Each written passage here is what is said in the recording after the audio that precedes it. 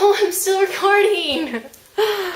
Hey guys, it's Miss Sarcastic Sweetie again, and since my family isn't at home, I figured I could make cookies to replace my family. My parents are at Portland, my sister's at her boyfriend's, and my other sister's at a red party where she's probably getting fantastically drunk with good friends. Anyways, but who needs that, right? I have a great fashion aesthetic and my Facebook chat full of friends. And making cookies, which I found, and they're called the Ultimate Chocolate Chip Cookies. And it's just a matter close to my heart because chocolate chip cookies in my household has just been the Toll House cookie roll recipe, you know, on the back of the chocolate chip packages.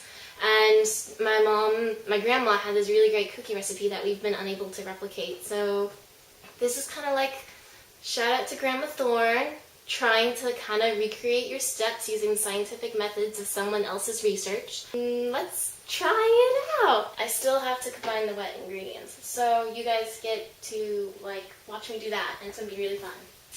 Alright, combine, beat the butter and the 2 sugars until creamy. So one of these is supposed to be at room temperature, but I was really impatient, so I'm going to be adjusting and altering a lot of steps because I'm not going to thaw these cookies overnight for 24 hours. In 24 hours, all my family members are going to be back here again. I'm also, like, really hungry, and I should probably look for something that's more refreshing and refilling than just cookies. 1/2 cup of granulated sugar and 1 1/4 cup of a packed brown sugar. This is usually one of my favorite parts. It's like the best way to get messy. Because it's like you're at the beach, but you're stuck in the kitchen and you're making cookies. And there's a more tangible reward at the end of baking and you packing in brown sugar as opposed to going to the beach and making a sandcastle. Because at the end of the day, sandcastles are like really temporary, but cookies, well, they're also temporary, but they're more delicious temporary. You can eat them. Probably should have washed my hands more thoroughly before this. Just was struck for a minute by the thought that I wasn't recording anything at all. But I am. That's good. Always good to know that you press the right button as opposed to the execute button on the nuclear football the president has access to.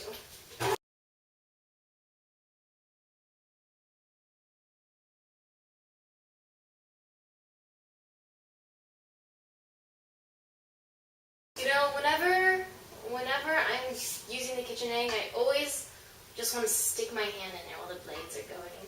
Or stick a spatula in there and watch it just be ripped to pieces. But that would be horribly inconvenient, and if I stuck my hand in there, my hand would be broken, so I don't do that. I like this recipe because you mix up the butter and the sugars before you add in the eggs, so you're allowed a free sample before, without the risk of salmonella from the eggshells, which is nice. Add the eggs one at a time, beating well after each. So that's 2 whole eggs plus an egg yolk.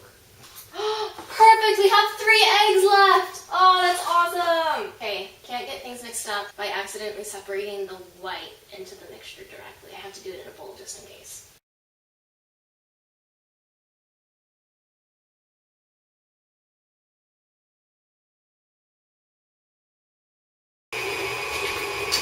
Oh, that's the wrong thing to turn off. That could have flown, they really couldn't have flown everywhere. That's just like an extra safety precaution.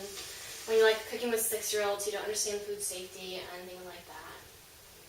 Now the potentially tricky part. The egg yolk. Just use your hands. It's the gentlest method.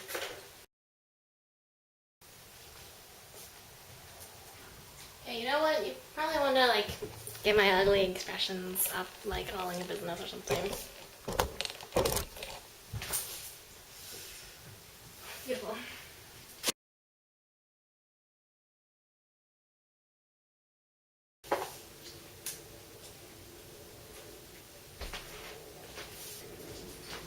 Even without the chocolate chips, in them, they're still really good. Teaspoons of vanilla. Yeah, add in the vanilla. Yeah, I'm so good at this. I have totally not misplaced my various teaspoons. I have. Found them! They're on the other side of the mixing machine. I don't know why I'm filming this, to be honest. I just figured I haven't made a film or a video in a while, so... Cooking? I love the smell of vanilla. Very basic perfume scent, though. Don't go with vanilla, ladies. You deserve better. Go smell like a library. Everyone wants to smell like a library. Now we gradually add in the flour ingredient thing that I prepared earlier, a la Martha Stewart.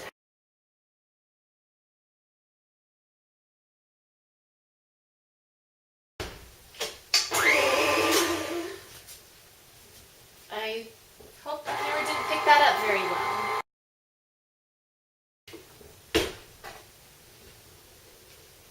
Nope. Brown sugar in my throat. We always joked that my mom should have a TV show that's called Make a Mess with Kate, because she would always complain about how she would make something and there was always this huge mess. Mom always said that there's more picking up than actual baking or cooking in a project. And I think there's definitely some truth to that. I feel like I'm always cleaning up or putting things away or finding a new spoon rest to put my spatula on or anything like that. But I guess it's Make a Mess with Abigail. Welcome to the first episode of that. I totally dropped that flour in there. I was just so excited pushing things down. God! Okay, maybe I can add it in right. Yes! I did it! I didn't foof up immediately. I'm so proud of myself. Oh man, this dough is so good. It's like sweet, but it's also, how do I even describe it? I mean, besides saying like it has wheat in it, like it has some weight to it, I guess. And it's like sweet, and it's just the perfect texture. I'm really impressed with this recipe so far. The person obviously really did their research because they are a scientist. No! I dropped some batter. If I could stop eating my fingers, I should really add the chocolate chips.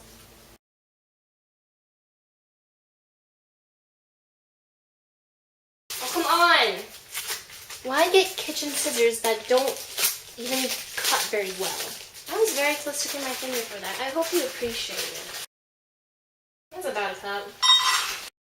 Me and my sister used to eat these plain, like just chocolate chips. Everyone always thought it was really weird, but I thought it was really weird that they thought it was weird.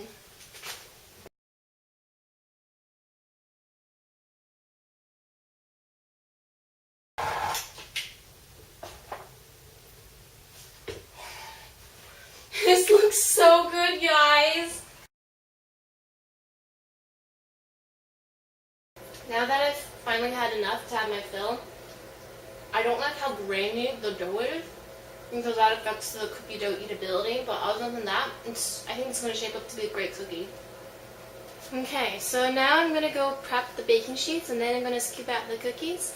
And just like a real cooking show on like network TV or cable, we're just going to cut to me putting them in the oven, and then cut to me taking them out of the oven, so that we can just get to the visceral experience of you eating the cookies through my enjoyable experience.